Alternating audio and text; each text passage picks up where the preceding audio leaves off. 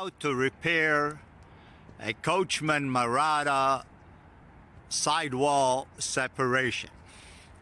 First of all, a story. I purchased this RV about 2 weeks ago, and the RV was pretty tired on the inside, but I want you to pay attention. This is called DeLamination.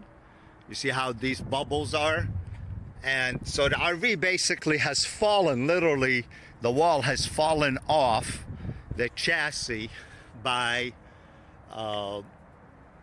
approximately 5 to 6 inches. We don't know the exact number yet. And I'm going to take you inside and show you. How it happened, this window allowed water to come in and get in the wall. And when it got in the wall, let me take you inside and show you what happened. When it got in the wall, we're going to go inside. It's a nice RV. I bought it for $9,800. And I thought there was something wrong, but I didn't expect this. By the way, these are, I'm going to take you and show you the furniture that was in it. And that was one of the first things I wanted to do, is take the furniture out, take the carpet out, and well, lo and behold, let me show you what you're going to find. If your RV is looking crooked and you got that bubble on the side, chances are you have the problem. Okay, so we took the carpet out, and again, continuing with the lo and behold, after we took the furniture, if you can see there, I don't know if you can see it, it's too dark for the camera, it's outside. You know, you're looking, that little crack in the middle is outside. And this is the dashboard. Now, when I drove it around the block, it felt like this was way too high, like my knees were in the dash. I was like, no problem, I'm a customizer, I can handle this, but this job is a lot more than I bargained for, which is fine. I'll make it right, and I'm also going to make lemonade out of lemon. The workmanship overall is awesome, but there seems to be corner cutting that takes place. Oh, how this happened. These nuts, and instead of being nuts and bolts, these are sheet metal screws. And I'm gonna work with the RV manufacturer to find out if this is a one-off situation or if there's a lot of them that are doing this. If a lot of them are doing this, that means this is what they call planned obsolescence. And if that's the case, I'd really rather work with the manufacturer to fix the problem instead of do anything else.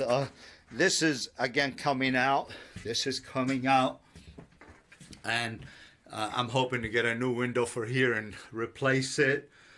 This is going to change, so there'll be two beds, two small beds. All this cabinetry is coming out, and I'll show you as we get along. This was like the first video in this series. This was used as a racing RV. Very nice family. When I showed him this, he claimed that, oh yeah, I fixed that a couple of years ago, and I put this foam to stop the air from coming in. Well, I think he was fixing a perceived just wall separated simply, but it's the joists that are doing the separating. And first video, over and out, a little bit too long. I usually like these to be about 2 minutes. My name is Amit. Let me see if I could I turn the camera on me? No? Okay, then I'll turn the camera on me. Hi. Oh, no hat. My name is Amit. I'm a Syrian American. I bought this RV because I wanted to take my wife on vacation. Well, it looks like I got a little bit more than I bargained for, but I'll bring you along on this whole trip, and you can see how I'm going to fix this. My background, I owned auto accents. I'm a customizer by trade, so this should be doable, but a lot more challenging. Over and out. If you're interested in hearing more about what I'm doing and getting update with the episodes, fill the form over on the right side of your page, and I'll be sending you updates. Bye. Oh, I want to use these RVs. I'm going to try to fix everybody's RV and put them in a fleet of rentals. So nationwide, when somebody says, I need an RV in Tennessee, we say, oh, okay, we got that. Sort of like Uber for RVs. Hey, there's an idea.